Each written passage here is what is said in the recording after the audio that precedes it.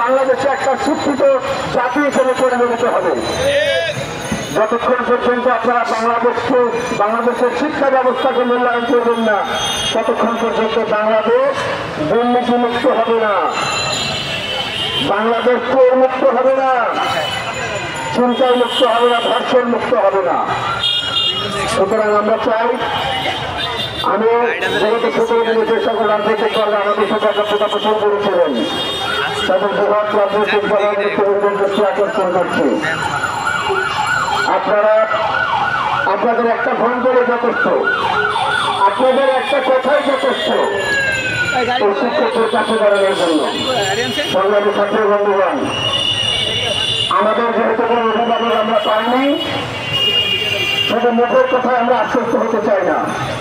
যেহেতু আমরা কাপড়ের কাপড় সাথে নিয়ে এসেছি, আগামী কালকের মধ্যে যদি সরকার বাজেট ডিস্ট্রিবিউশনের মধ্যে যদি আমাদের কোনো বরাদ্দ না রাখে, আগামীকাল থেকে আমরা রাজপথে কাপড়ের কাপড় নিয়ে জীবনের সর্বোচ্চটুকু বিনিয়োগ দিয়ে আমাদের কাপড় আদায়ের চেষ্টা করবো ইনশাআল্লাহ।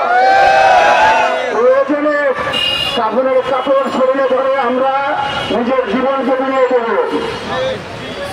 আমার অনেক সহযোগী আছেন যারা জানেন, বিগত আন্দোলন পরবর্তী সচিবালয় দৌড়াদৌড়ি করতে করতে ডেঙ্গুতে আক্রান্ত হয়ে মৃত্যুর শয্যা থেকে ঘুরে এসেছে। আইসিউর বেড থেকে ঘুরে এসে আজকে 1 মাস হয়নি, এখনো ডেঙ্গুর রোগ জীবনে শরীর থেকে যায়নি। তারপরে ঢাকায় এসেছি নিজের অধিকার আদায়ের জন্য। সুতরাং এই অধিকার আদায়ের জন্য কাপড়ের কাপড় যদি আমাদেরকে করতে হয়, তাহলে আমরা সইভাবে আন্দোলন করে আমাদের অধিকার আদায়ের চেষ্টা করবো।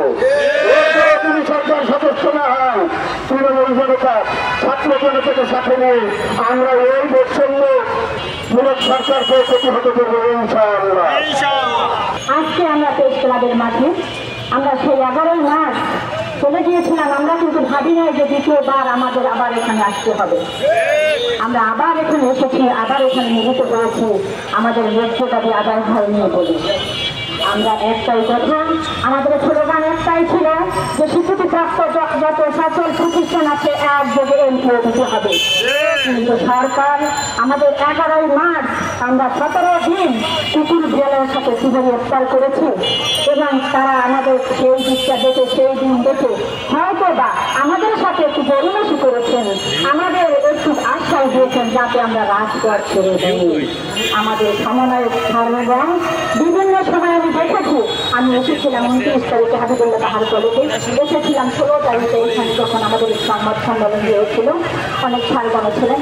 আজকেও এসেছে, শুধু আমরা এসেছি এবারে ভয় কোনো আমাদের এটাই যেন শেষ আশা হয়, আর যেন কখনো আমাদের দাবি আদায়ের জন্য প্রেস ক্লাবের মাঠে না আসতে হয়।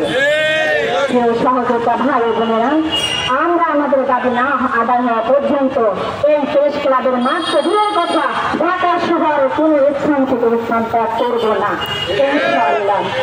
আর একটু কথা বলবো, সেটা হচ্ছে অনেক শিক্ষকগণ আমাকে ভাঙিয়েছিলেন যে ম্যাডাম করোনা নাকি হয়েছে, আবার ডেঙ্গু নাকি, আমাদেরকে আন্দোলনটা হবে নাকি? সমন্বয় বন্ধুদেরকে একটু ফোন দিতেন, একটু যদি বলতেন যে যারা হয়তো আমাদের 21 তারিখ আন্দোলন প্রত্যাহার করবে নাকি।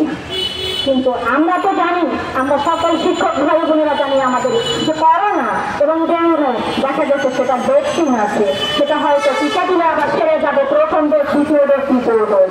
কিন্তু নন এমপিও যে আমাদের যে অভিশাপটা, সেটা এমপিও না হলে কখনো এই অভিশাপ মুক্ত আমরা হব না।